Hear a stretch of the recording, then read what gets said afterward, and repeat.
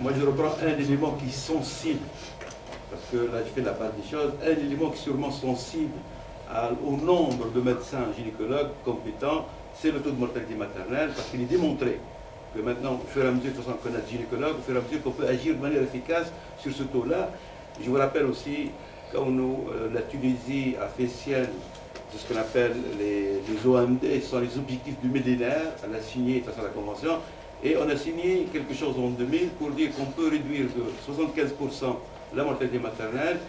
Il y en a, les OMD, les objectifs du millénaire, il y en a 8 grands objectifs qui touchent la scolarisation, la pauvreté, la mortalité infantile, ainsi de suite.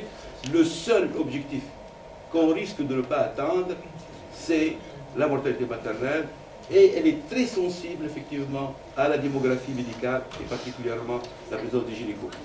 Et je crois que là, c'est plutôt une sonnette d'alarme, effectivement. Donc, c'est à la gynéco particulièrement. Mais pas seulement les gynécos. Non, je parle de la mortalité maternelle. La mortalité maternelle, la sensibilité est démontrée. Mais la mère, elle meurt d'un problème anesthésique. Justement. Elle est sensible essentiellement au plateau technique. Là aussi, on sent des cas. Je ne dis pas de parler des déterminants. Je connais bien le dossier, je connais bien les déterminants de la mortalité maternelle. Je parle beaucoup plus maintenant de la sensibilité par rapport effectivement à l'existence d'un plateau technique, et c'est tout à fait vrai, de toute façon, gynéco, c'est le plateau chirurgical, essentiellement, qui, les liens sont intimement maintenant démontrés. Maintenant, je vais passer la parole à Fawzi Bouguera, en reposant à peu près la même chose, c'est la même question, en abordant le volet plus ou moins médecin généraliste. Sommes-nous nombreux, bien répartis Merci Ali. Je remercie le Conseil de l'Ordre pour le choix pertinent du sujet. Et croyez-moi, c'est la première fois à l'Ordre qu'on discute de la médecine générale. La médecine générale, comme a dit notre collègue plus jeune, Balkis, est vécue comme un choix par défaut. Et par conséquent, tous les médecins généralistes se sentent un peu écartés, un peu marginalisés. Et aujourd'hui, on pose à bâton rompu, à ciel ouvert, le problème de la médecine générale. Et ça revient à l'Ordre que je remercie beaucoup. Les orateurs, je les remercie, c'est de belles présentations. Ils ont mis le doigt sur le mal. Les solutions ont été abordées et non finies. Monsieur le doyen a bien abordé les solutions. Seulement deux recommandations m'ont interpellé. L'une de Si Mohamed Dabez, notre collègue de Aneb, qui parle de numerus clausus, et l'autre du professeur Nourdine Achour qui parle d'adapter la formation aux besoins nationaux. Ça, c'est très intéressant. Si je reviens à la médecine générale, le constat est clair, le constat est indiscutable. Malgré qu'il n'existe pas de normes sur la situation, les zones côtières sont surmédicalisées et le reste du pays il est sous-médicalisé en médecine générale. Les chiffres sont parlants. Du moins, si je reviens aux statistiques qu'a présentées le Dr Farhad Ektat, à Kérouan, je pense, les médecins généralistes tout confondus, le ratio habitant-médecin, c'est 2600. Et ça, c'est faible. Si je reviens à d'autres chiffres pour le reste de la Tunisie, Jendouba, 3386, le ratio habitant-médecin. Gasserine, 3864, le ratio habitant-médecin. Sidi Bouzid, 3381, c'est une population sous-médicalisée. Le mal est là, le mal est clair. Le diagnostic est certain. Les médecins jeunes ont peur de s'installer. Cette question a été bien développée par Iheb et par Balkis. Et comme on le constate à l'ordre, 80% des médecins chômeurs sont des médecins généralistes. La peur qui a été bien décrite, bien expliquée par notre ami Balkis, la dévalorisation déjà de la médecine générale, on se sent un peu dévalorisé, la peur de l'exercice. Ai-je les compétences nécessaires pour exercer la médecine générale et prendre en charge un patient qui vient me donner tout ce qu'il a de plus cher qui est son corps? Toutes ces questions-là nous poussent tous, dans cette instance, à redéfinir la médecine générale. Il faut redéfinir. Le maillon de la chaîne, c'est que la médecine générale n'est pas comme on l'a présenté autrement, une formation de plusieurs spécialités. Un peu de gynéco, un peu de médecine, un peu d'endocrino, un peu de pédiatrie, n'est pas elle n'a pas une structure longitudinale. La médecine générale, elle a une structure horizontale. Elle prend en charge le patient dans sa globalité, dans sa psychologie, dans ce côté social et dans son côté familial, son côté, ses maladies biologiques. Donc je pense qu'il est temps de redéfinir la médecine générale et c'est le rôle de la faculté de médecine. C'est le rôle du Conseil de l'ordre. Le Conseil de l'ordre est le garant de la qualité des soins. Et par conséquent, il a un droit de regard sur la formation des médecins. Donc c'est une demande de cette réunion solennelle aux facultés de médecine, aussi bien de Sousse, Monastir, Sfax et Tunis, de bouger dans ce sens-là, redéfinir quelles sont les compétences que doit avoir un médecin généraliste. Monsieur le doyen a abordé le sujet. Je pense qu'il y a une sensibilité énorme de tous les professionnels, de toute la corporation. L'ordre est sensibilisé, les doyens sont sensibilisés. Il est temps que les pouvoirs publics suivent. Je vous remercie. Merci. Maintenant, en fait, en un mot, Fawzi vient de dire nous ne sommes pas nombreux, et particulièrement pour le volet médecine générale, il disait, et en accord avec Sinajib, qu'il faut redessiner à peu près. Il semble qu'il y avait un problème de qualité, autrement dit, et lorsqu'on dit qualité, on dit la qualité de la formation.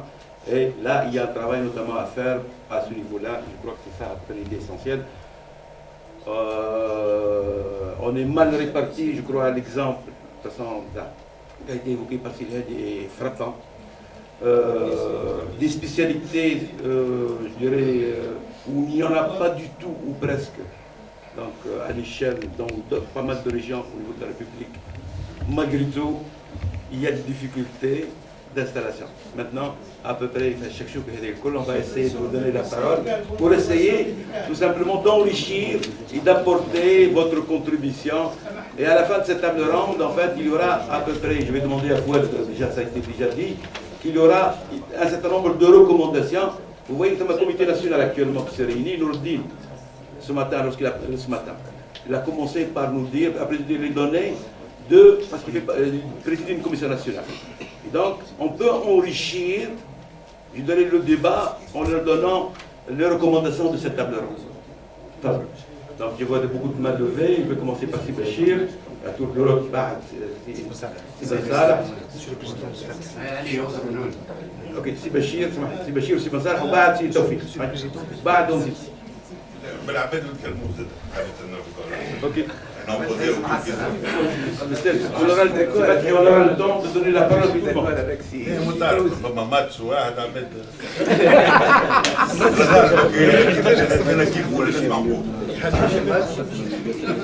Je suis tout à fait d'accord avec toi, Fawzi, quand tu dis qu'il faut redéfinir la médecine générale. La médecine générale, normalement, il faut redorer son blason dans notre pays. S'il vous plaît.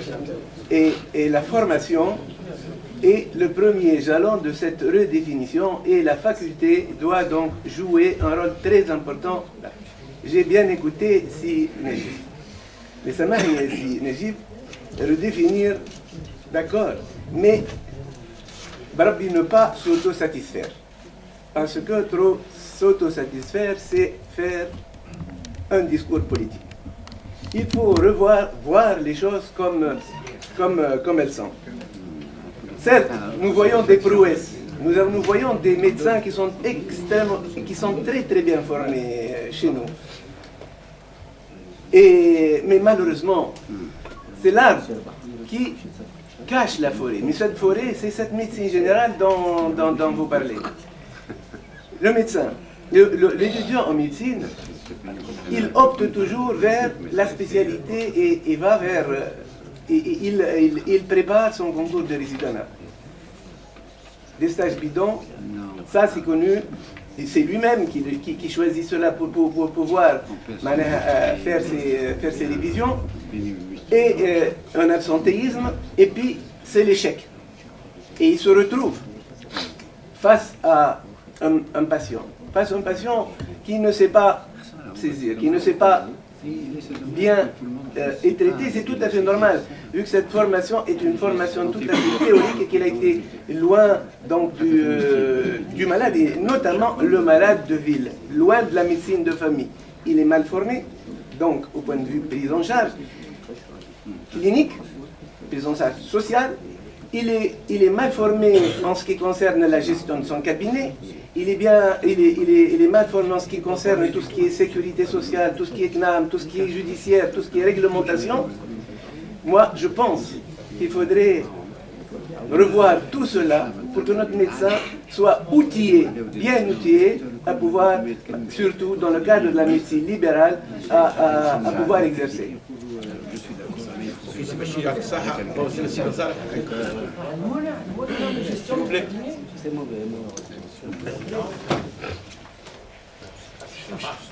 Je vais peut-être relever à deux doigts parce que, Dr Slim Bessal, moi je suis membre du Conseil national de l'Ordre des médecins et ça fait 4 ans que je suis au Conseil national de l'Ordre des médecins et que je m'occupe de la démographie médicale au Conseil.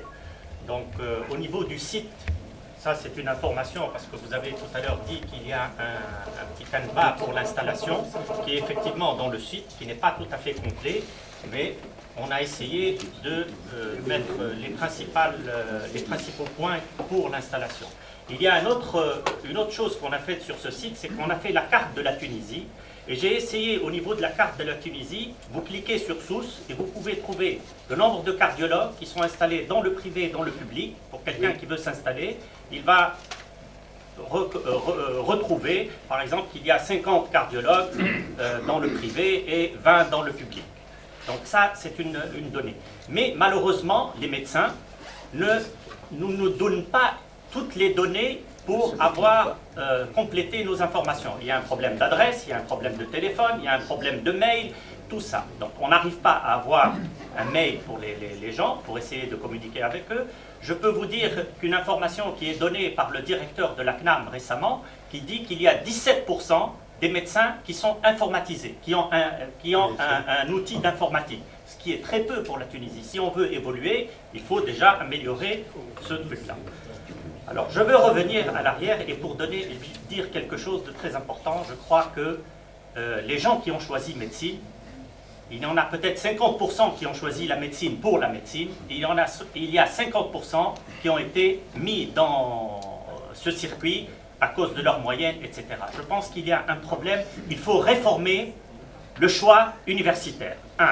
Ça c'est une chose. On ne peut pas imposer à des mathématiciens d'aller faire médecine.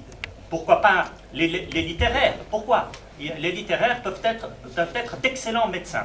Donc ça, ils ont été oui. Donc cette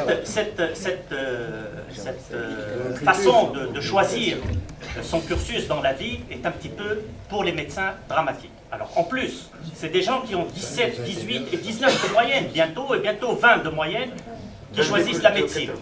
En plus, après 10 ans ou 15 ans, ils se retrouvent chômeurs. Alors vraiment, c'est dramatique pour eux, pour leur famille et pour l'entourage. Ça, c'est un problème auquel il faut réfléchir. Pour le coût. Bien sûr. Quel est le coût exactement? C'est-à-dire, c'est le coût de former des gens. Je ne sais pas combien ça coûte, 50 000 dinars ou 60 000 dinars pour former un médecin spécialiste. Donc là, le problème des médecins généralistes, moi je dirais que le médecin généraliste va être dans les années qui suivent, et on voit ce qui évolue en Europe, ça va être des médecins spécialistes aussi. Pourquoi pas? C'est une spécialité, comme toutes les autres spécialités. Et donc, il faut peut-être allonger le cursus de cette spécialité, et au lieu de sortir à 7 ans, peut-être sortir à 9 ans, puisque de toute façon, on voit que les gens ne s'installent pas avant le nombre d'années, et avoir une meilleure formation. Alors, si on veut, il n'y a pas de normes. Il n'y a pas de normes. Mais comment est-ce qu'on peut dire qu'il n'y a pas de normes? Il n'y a pas de carte sanitaire. Ça fait 20 ans qu'on réclame une carte sanitaire dans ce pays. Plus que 20 ans. Bon, il n'y a pas de carte sanitaire. Donc, si on veut faire une étude sur la démographie et les besoins de la population en médecins, il faut faire une carte sanitaire. Si on prend la région du Sahel, quels sont nos besoins en 2020 en nombre de CHU, d'hôpitaux régionaux, de médecins privés par rapport à la population, de matériel, etc. Est-ce qu'on a les moyens de tout cela? Bien sûr, on a parlé tout à l'heure, je ne sais pas s'il est là, c'est Nordine Rachour, mais bon, il y a des partenaires qui ne sont pas présents ici, qui doivent être présents, parce que c'est les financiers, parce qu'il faut financer tout ça. Il y a la CNAM qui doit financer, il y a le ministère de la Santé publique qui doit planifier. Planifier, ça veut dire qu'il faut créer un organisme qui va s'occuper de la démographie du personnel de la santé. tout le personnel, c'est-à-dire les infirmiers, il y a des infirmiers, il y a des techniciens supérieurs qui sont au chômage aussi. Et puis, planifier pour les besoins. Si on veut, lorsqu'on dit qu'il y a aussi l'exercice, si Khairi a dit, il y a 3 installés dans le privé, il y a un résident à l'hôpital. C'est l'inverse. Pourquoi est-ce que ces médecins qui sont dans le privé ne peuvent pas accéder à l'hôpital et aider ce résident et le former, puisqu'eux, ils sont formés et ils ne travaillent pas ensemble? Mais qu'est-ce que c'est que cette coopération Israël ou Palestine? Et il faut, et ça on le réclame depuis des années, il faut qu'il y ait un partenariat privé-public. Dans les zones où il y a un déficit, il faut que si le déficit est privé, les gens de l'hôpital doivent sortir à l'extérieur, et le contraire, il faut trouver des solutions. Il y a des solutions. On a même parlé, moi je fais partie de la commission, de cette commission nationale qui a fait des études avec Sinourdine Achour, et on a fait, moi j'ai fait une proposition par exemple pour le résidanat.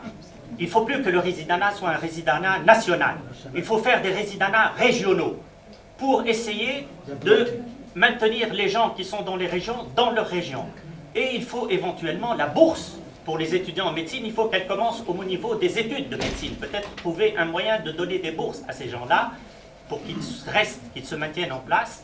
Et au moment de l'internat, peut-être les envoyer dans le privé pour faire déjà leur internat dans le privé et savoir quel est le privé. Le Conseil de l'ordre, comment il peut intervenir? Le Conseil de l'ordre, en partenariat avec les facultés, il faut qu'on rentre dans la faculté pour expliquer aux gens la déontologie, parce que lorsqu'on voit le nombre de dérives déontologiques qu'on voit dans tous les conseils régionaux, parce que les gens, il n'y a pas d'enseignement de la déontologie à la faculté. Donc les gens sortent, ils ne savent pas comment s'installer, ils ne savent pas quelles sont les règles déontologiques, et ils ne savent pas quelle est l'éthique, ils ne savent pas. Bon, ils ont appris ça, mais on ne leur a pas donné des cas pratiques pour qu'ils puissent. Donc il faut qu'ils sortent dans le privé, pour exercer dans le privé, et voir ce qu'il y a. Bon, je ne vais pas rallonger parce qu'il y a différentes méthodes. Il y a les incitations. Si on agit par des méthodes coercitives, ça va aboutir à l'échec. Il faut faire des méthodes incitatives. Ces gens qui ont primé pour être médecins et qui ont choisi ça, soit par option, soit parce qu'on les a imposés, il faut leur offrir quelque chose qui puisse les inciter à aller s'installer. C'est-à-dire celui qui a fait 15 ans d'études et qu'on veut mettre pour boucher un trou à Ben Garden, je regrette, il peut peut-être travailler une année. Et on a vu cette année, les gens, pour passer l'assistanat, il y a des gens qui n'ont pas passé le concours d'assistanat cette année. Je ne sais pas si vous savez. Il y avait plus de postes que de candidats parce que les gens ont peur d'aller s'installer. Et on n'en parle pas. Il ne faut pas avoir peur, il faut dire quelles sont les vérités. Si ces méthodes coercitives ne sont pas bonnes, il faut... Voilà. Mais je crois, bon, il faut parler franchement et il faut qu'on ait le courage d'en parler franchement et de trouver les solutions tous ensemble. Merci, Dr. Pascal. En fait, c'est Lamine Rourbel.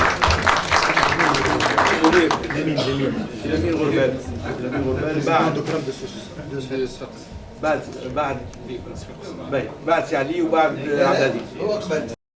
Que chaque année, nous avons chaque concours de l'ENA, je crois 400 ou 500 postes créés chaque année. C'est à 550, en moyenne c'est 400. Je voudrais bien savoir quel est le nombre de postes budgétaires créés par le ministère chaque année, toutes spécialités confuses. Je ne pense pas qu'il y a 200 postes budgétaires pour la spécialité. Donc à chaque année, on est en train de former 400 ou 500 spécialistes et ne créer presque pas de postes. Presque 150 postes budgétaires par an. Alors, pour répondre à la question, sommes-nous nombreux? Non, nous ne sommes pas nombreux du tout. Nous ne sommes pas sur le code. On n'est pas très nombreux, à l'intérieur peu nombreux. La Tunisie, elle accepte encore plusieurs médecins. Je prends le cas de la ville de Sfax, qui est une ville universitaire. Actuellement, les rendez-vous pour l'hôpital de Sfax, dans toutes les spécialités, soit médical ou chirurgical, il faut attendre 6 mois, 7 mois pour avoir un rendez-vous.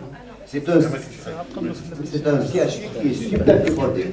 Et la création de deuxième CHU va vraiment résoudre pas mal de problèmes sur le plan de recrutement. Deuxième, je pose la question à M. le doyen de la faculté de médecine de Sousse, qui est là présent. Actuellement, cette année, ils ont 237 étudiants en première année. Ça veut dire que dans 5 ans, ils auront 200 pratiquement. 200 internes de première année, plus 150 internes de deuxième année, donc 350 internes. Est-ce que la ville de Sousse, le CHU de Sousse, est capable de prendre en formation en même temps 350 internes? Et là, je rejoins les angoisses de Madame Patrice, mais après ma formation, je ne me sens pas incapable d'affronter cette valeur. D'autant plus qu'actuellement, et je m'excuse peut-être, ça va peut-être soulever Madame, la plupart des formateurs font beaucoup plus de la PC que d'information. C'est le reflet de ta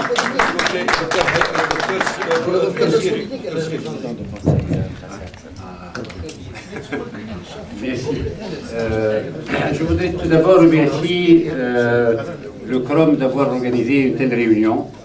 Et à chaque fois, j'ai appelé les responsables du CROM de favoriser de telles réunions au moins 3 par semaine, 3 par an, c'est-à-dire une réunion par trimestre.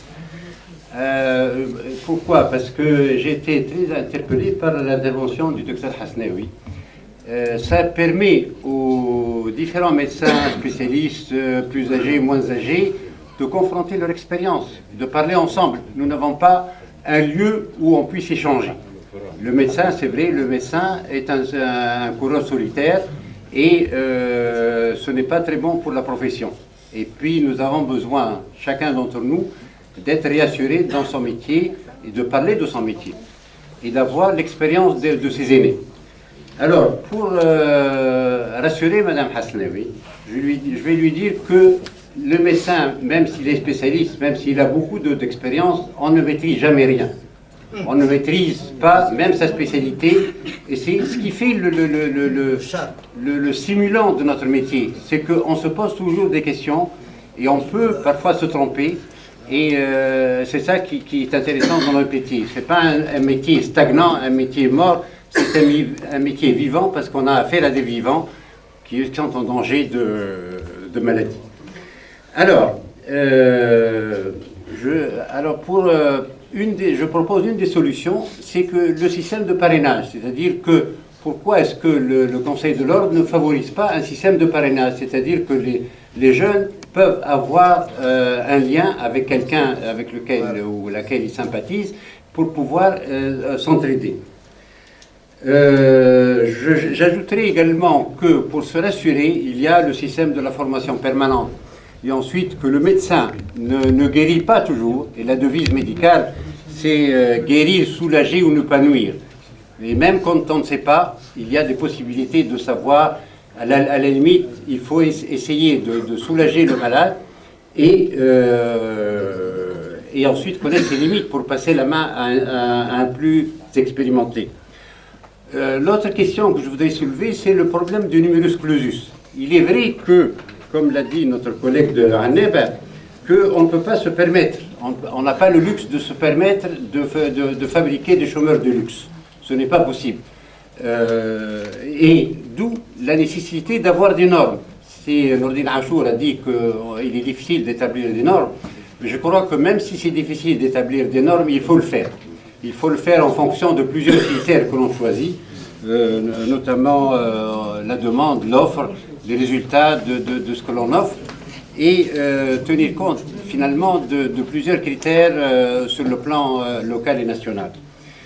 Voilà, je crois que je ne vais pas... Merci. وسعدي سعدي بكير non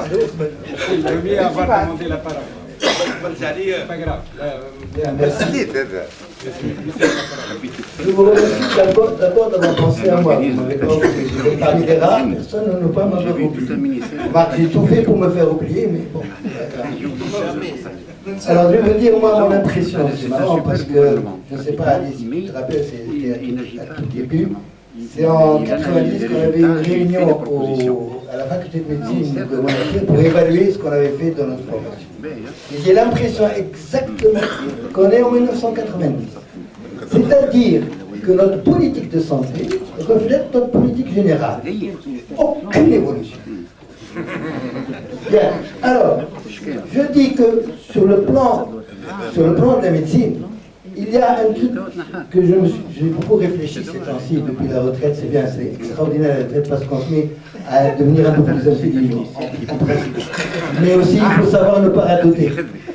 Alors, j'ai pas très envie de redire des choses que j'ai dites avant, mais enfin, il y a des points qui sont très importants. D'abord, la médecine, elle doit commencer par l'éducation d'un peuple. On a une télévision qui ne sert à rien. Elle ne fait que relater les conneries de Moussala, etc.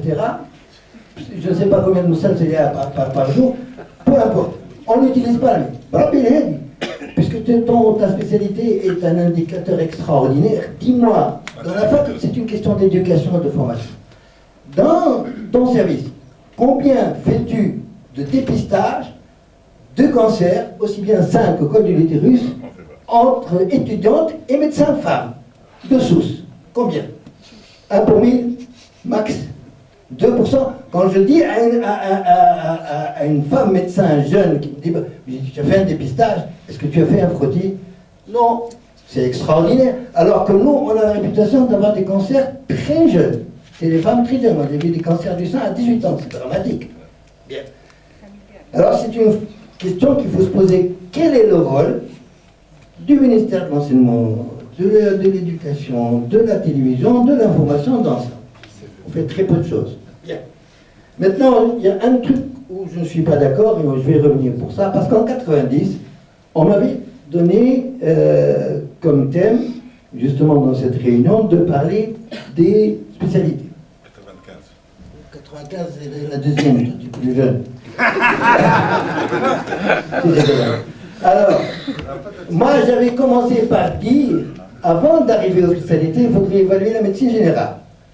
Et comme l'a dit tout à l'heure très bien mon ami, c'est que, en fait, c'est ce qu'elle a dit aussi, Baptiste, c'est qu'on devient médecin généraliste par défaut.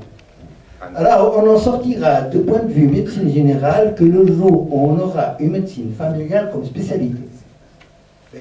C'est-à-dire qu'il ne faut pas aussi que cette spécialité soit à la suite, comme tu as dit tout à l'heure, de celui qui a raté le résidence en médecine, en spécialité. J'ai pas dit ça. Vous avez dit que s'il ne passe pas le résidence, il peut avoir une formation plus longue de 7, au lieu de 7-9 ans. Vous me faites dire des choses que je n'ai pas dites. Vous n'avez pas formation. J'ai dit qu'il faut considérer la médecine générale, il faudra considérer dans les années à venir la médecine générale comme une spécialité. Oui. Et s'il le faut, leur rajouter une année ou deux de formation supplémentaire. Ah, donc un résidence. Comme un résidence. Comme vous voulez, si vous voulez, mais obligatoire, quelque chose d'obligatoire. Bon, alors, quelque chose d'obligatoire. Il faut que ça soit une spécialité. Voilà, absolument. Donc 4 ans de formation minimum. Tout à fait. Dans le cadre des... Tout à fait. Nous sommes tout à fait d'accord. Alors maintenant, je vais revenir à des choses un peu plus terre à terre. Et on va parler de cette féminisation de la médecine. On peut? Oui, bien sûr. Bien. Alors moi, c'est extraordinaire cette féminisation de la médecine. Mais comme elle l'a fait remarquer, voilà, c'est que cette féminisation, c'est surtout dans la pratique, très peu dans la formation académique. Et puis je suis sûr que ça se reflète aussi, la sexualité, dans l'installation en milieu rural ou urbain. C'est normal, parce que, qu'on ne le veut pas, dans notre culture, et l'évolution qu'a eue la pensée bourguibienne dans notre société, il faut le dire, la femme a mieux évolué que l'homme. C'est-à-dire que la femme s'est mise à avoir une responsabilité comme les hommes, plus les siennes. C'est-à-dire qu'on a fait une féminisation dans plusieurs métiers, d'accord? Mais il n'y a pas eu une masculisation d'obligations domestiques de l'homme. Donc c'est la femme, c'est la femme qui doit s'occuper des enfants, qui doit les emmener à l'école, qui doit s'occuper de leur éducation. Et là, c'est normal que cette fille ait eu des angoisses en se disant, si demain j'ai des enfants, aller m'installer dans le rural, ça doit être plus facile que le milieu urbain, parce qu'il n'y a pas beaucoup de médecins, donc je m'installerai, j'apprendrai, mais mes enfants, qu'est-ce que je vais en faire? Si j'ai pas un bon lycée à côté, j'ai pas une bonne école, etc. Elle a raison. Alors un homme peut s'installer en milieu rural à quelques 60-70 km d'ici, il fait le va-et-vient tous les jours, ça ne pose pas de problème. Bien. Alors pour les jeunes, l'installation, là je te rejoins. Dans les pays développés, ce qu'on fait quand un jeune va s'installer, il a 3 solutions. Il n'ouvre pas tout de suite d'abord, il se fait parrainer par un aîné, soit dans le milieu public, soit dans le milieu sanitaire. Et là je te rejoins. C'est-à-dire que si on fait en attendant la réforme, qu'on fait en sorte, et ça, c'est au Conseil de l'ordre de l'exiger, qu'aucun diplômé avec une thèse ne peut s'installer comme médecin généraliste s'il n'a pas fait un certain nombre de stages qu'il doit faire, soit aux côtés d'un spécialiste, Je vous assure qu'il y a des spécialistes qui sont installés en ville, qui rendront plus service que certains agrégés à la fac, croyez-moi. Hein. Il y a des agrégés à la fac qu'on ne voit jamais dans les encadrements. Moi, je vous le dis, je suis. Donc, les médecins généralistes de bonne facture qui ont leur réputation en milieu privé peuvent parfaitement encadrer quelqu'un jusqu'à ce qu'ils disent « Ah, Olivier, tu peux te prendre en main. Ah, on va t'installer. Et si tu as un problème, Anine, viens me voir. » C'est tout. C'est le collaborateur. Voilà, c'est tout. S'il vous plaît, merci, c'est Ali Bakir. On doit donner la parole.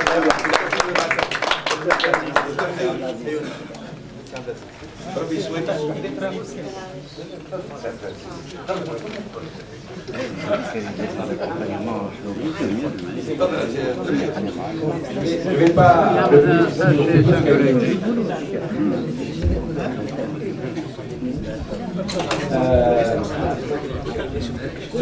en ce qui concerne le chiffre des maladies, je pense que bien sûr, ce chiffre c'est sous-estimé.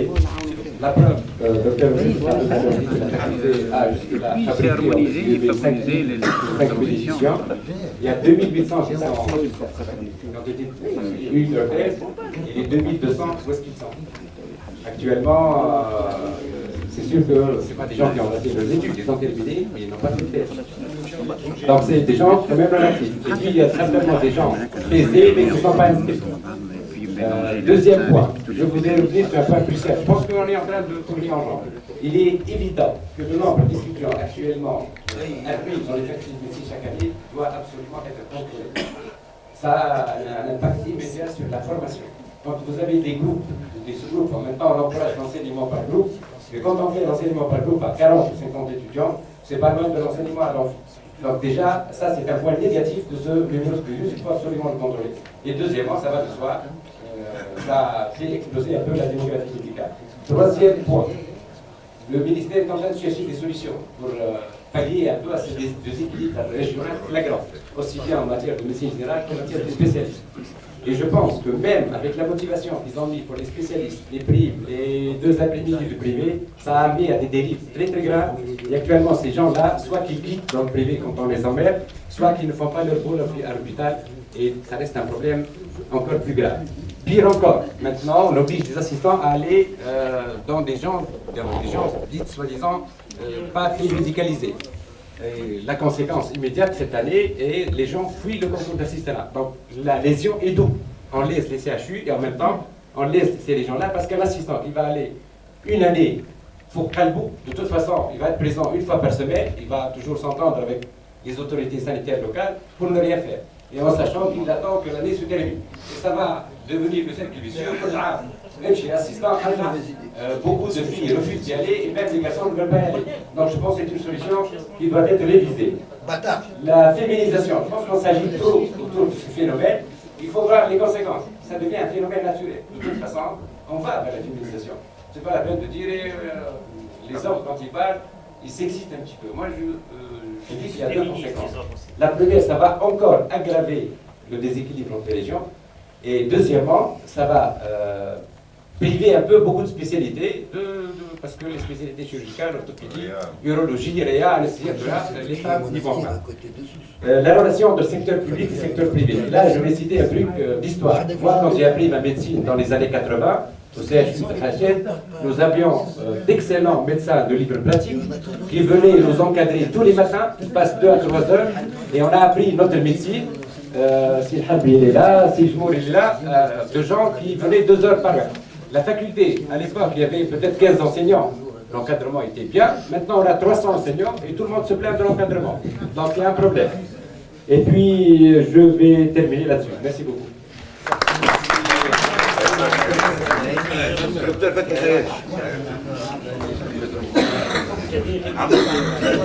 مرحبا بكم في المسجد. عايش كمان.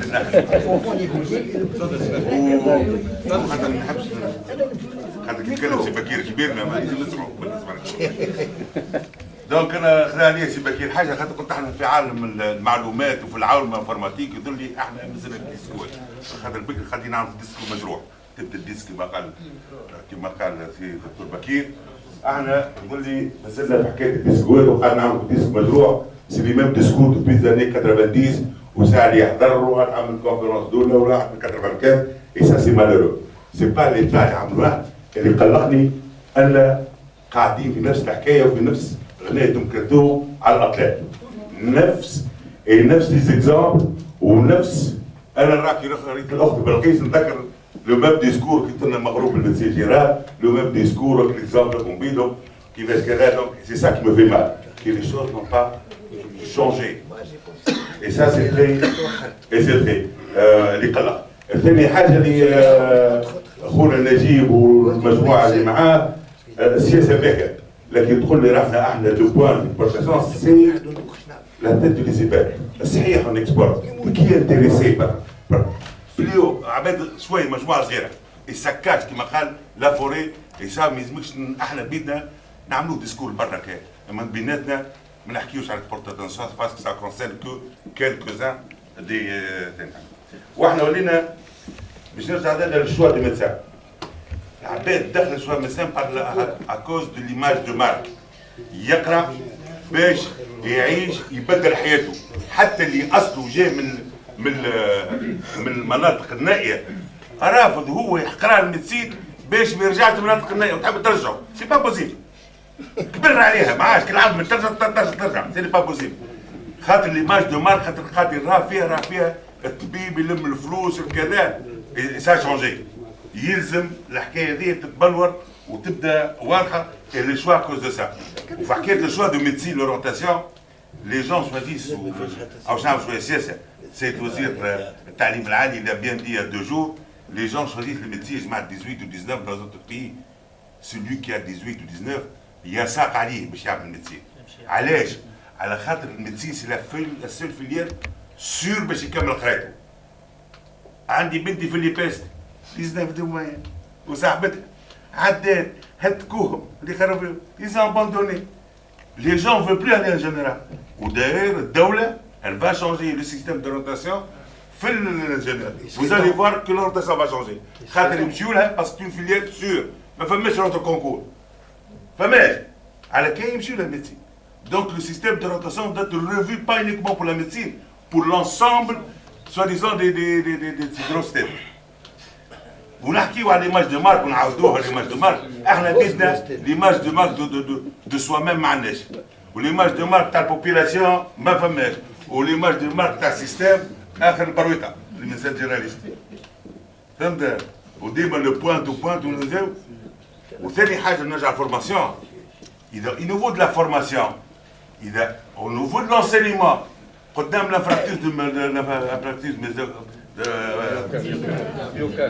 دو ميوكارد نسيتو إذا أنت أن توك ميسي جورناليست ما تعرفش طون نيفو دو ريسبونسابيلتي كان لي طون رول.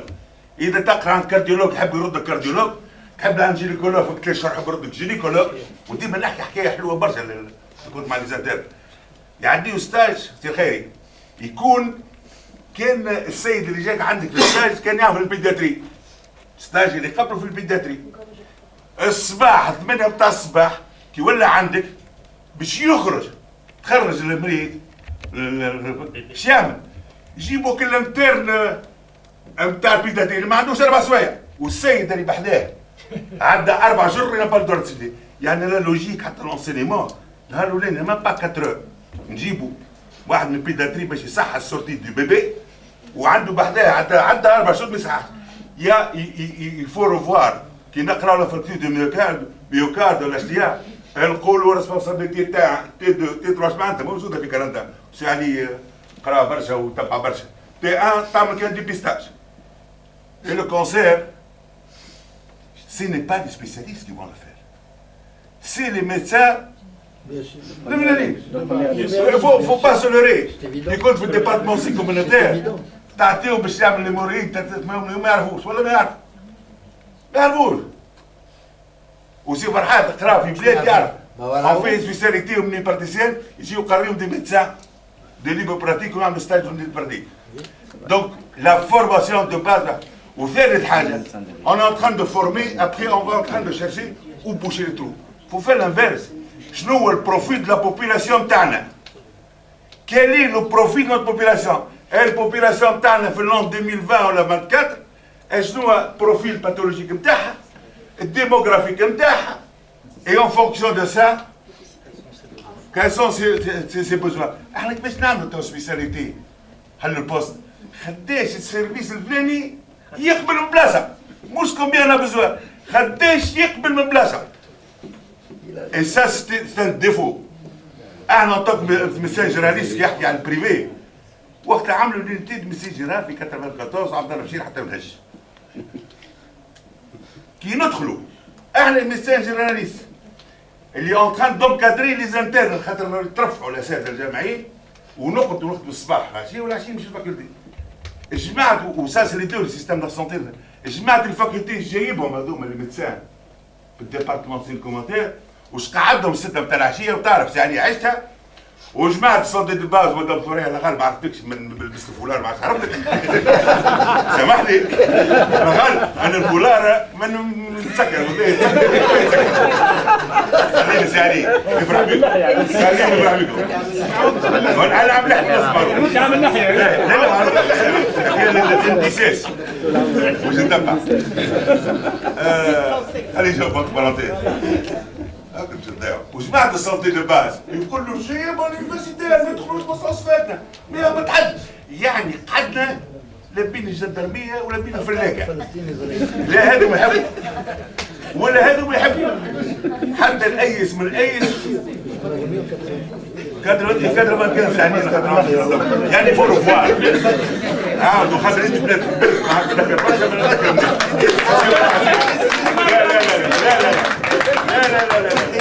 لا يا ولدي انا لابروش احنا نحكيو بتاع ابروش سونتري سو الباسيون يا خويا اعملوا لابروش سوليزون البروبليم هذا ابروش سونتري سو لا بوبيلاسيون بعديك نتفاهموا خاطر الوزاره اللي يهمها وفما حتى الكونسيل دو لوردر والاتفاقيات النقابيه شكرايا غالب فما لي سوسيتي سافونت انا نقول لكم زاد يكون عندها دور لا سوسيتي تونيزيان دو ميديسين جينيرال لا سوسيتي تونيزيان دو فامي لجماعه الرياض اكثر بوكو بلوس ان ابروش انتم نحب نختم بها وطرفه نعمل تو في الليجيات كي نعطيو رخصه صحيح المحل قبل ما نعطيو الرخصه السيد نقريو كيفاش يعملوا مانيبيولاسيون و ديزانفاكسيون قريو ماذا بيه كونسيل دو لوردر قبل ما يعطيك كارته يجتمع بهم يمشي 10 20 30 ويعمل لهم سيمينار كيما الاخرين واش غالي عليهم تعيطوا له وتقول له المهر كارت نتاعكم باش تاخذوا قبل تاخذوا كارت هاو الفورماسيون واش تعمل هاو كذا هاو الحاجات هذوما يظل مش تجي اي سكرتير تمد الورقه وتبعث له رسائل النمر بتاعك لا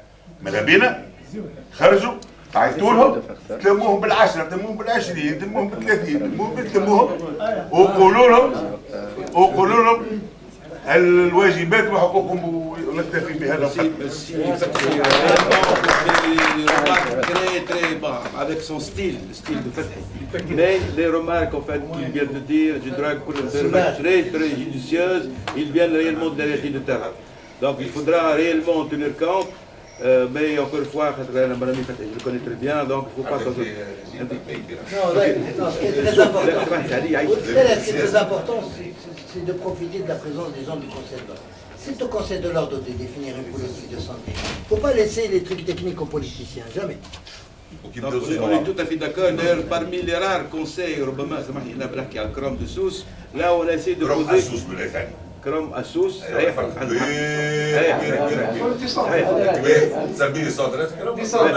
c'est parmi les rares fois où on essaie de poser des problématiques qui touchent réellement, en fait, comme ce soit la démographie médicale, la formation continue. On essaie plus ou moins de poser des questions, entre parenthèses, brûlantes, qui intéressent plus ou moins l'avenir de la profession essentiellement, et je crois qu'on participe d'une certaine manière à ça. Donc, آخر سؤال سي ربح حشيد. Je vais vous demander maintenant de réagir. Juste une petite intervention. Bon, je veux parler des ressources, des moyens et des objectifs. Tout le monde dit que le nombre, c'est pas un problème, on n'est pas très nombreux. Peut-être aujourd'hui, mais les projections qui sont faites d'ici 10 ans, nous serons 25 000. Et la population tunisienne sera 12 millions. Donc en 2010, nous serons 25 000 médecins, et la population tunisienne 12 millions. Donc c'est un problème, c'est une pièce.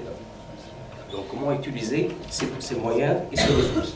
Autre chose aussi, je parle du normal, bon, finalement de la politique de la Tunisie, de faire de la Tunisie un pôle d'exportation de prestations de soins.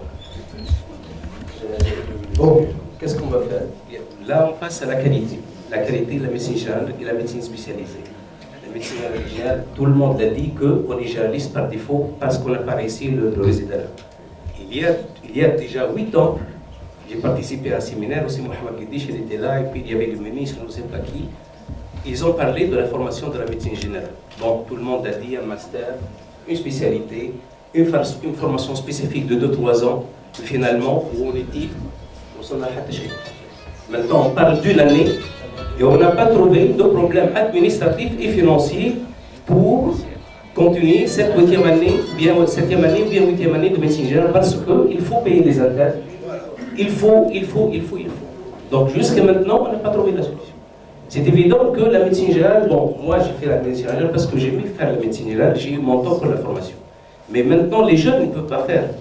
Ce qu'on leur donne, la formation académique dans les facultés, ils ne peuvent pas faire de la médecine générale avec ce qu'on leur donne comme formation académique. Il leur faut beaucoup plus de préventif, d'épidémiologie, de social. C'est la prise globale du malade finalement, mais ce n'est pas un petit peu de chaque spécialité, c'est pas ça le médecin généraliste. C'est pas un petit peu de chaque spécialité. C'est la prise globale, sociale, épidémiologique du malade. Donc là, il faut des qualités. Et si on veut créer de la Tunisie un médecin exportateur, un pays exportateur de prestations, qu'il soit ici en Tunisie ou bien exporter des médecins, maintenant, soyez sûr qu'il faut savoir une chose, nos médecins généralistes ils ne peuvent pas exercer sur le plan international, ni en France, ni au Canada, ni en Australie. Cernez, s'il vous plaît, votre intervention. Oui, donc là, le problème de qualité, donc il faut former les médecins généralistes pour qu'on puisse les exporter. Donc jusqu'à maintenant, c'est un lien, on ne peut pas exporter des médecins généralistes. Tant mieux, on n'est pas nombreux. Voilà. Donc je reviens à la qualité, je pose la problématique de la qualité de la médecine spécialisée. Est-ce qu'on est en train de faire maintenant, de former des bons spécialistes? Je ne pense plus maintenant. D'ailleurs, pour les Français, pour les résidents qui partaient facilement avant pour terminer leur médecine de spécialité, maintenant on les accepte. On leur fait passer un examen, un simulant de résident à la française pour qu'ils passent les frontières françaises. Donc, il y a un problème de langue, il y a un problème de qualité, qui soit au niveau de la médecine générale, qui soit au niveau de la médecine spécialisée. Merci, docteur Cheikh. Donc maintenant, je vais donner la parole à Fawzi, Sinajib, Bad Sinaj, Bad Silhadi. 2 mots chacun, 1 minute. Je pense qu'il faut être clair, le diagnostic est clair et certain, il faut bouger, les facs de médecine, le conseil de l'ordre, convaincre.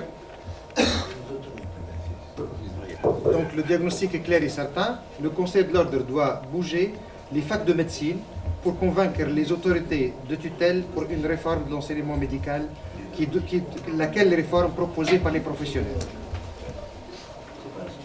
Je partage toutes les questions posées. Je pense que pour avancer, il faut, comme ça a été dit, parfaire la formation, renforcer les stages, encadrer nos jeunes médecins.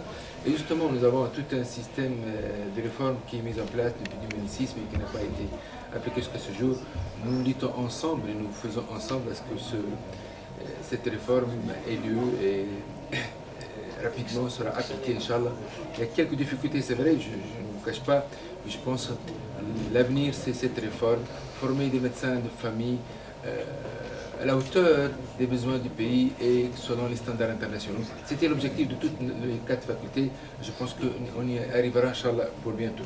Donc, avant, on n'avait aucun référentiel pour la formation de nos médecins. Nous étions formés sans référentiel. Je pense aussi, le grand souci, c'est d'avoir ce référentiel de formation de médecins généralistes, de famille ou de spécialistes. Et ce référentiel permettrait certainement d'améliorer le niveau de la formation au niveau des facultés. Voilà l'objectif qui est noble, c'est vrai, qui est difficile, mais qui restera quand même un objectif pour la formation et pour l'encadrement au niveau des facultés. Voilà ce que j'ai voulu vous dire. Merci. Merci, monsieur le doyen.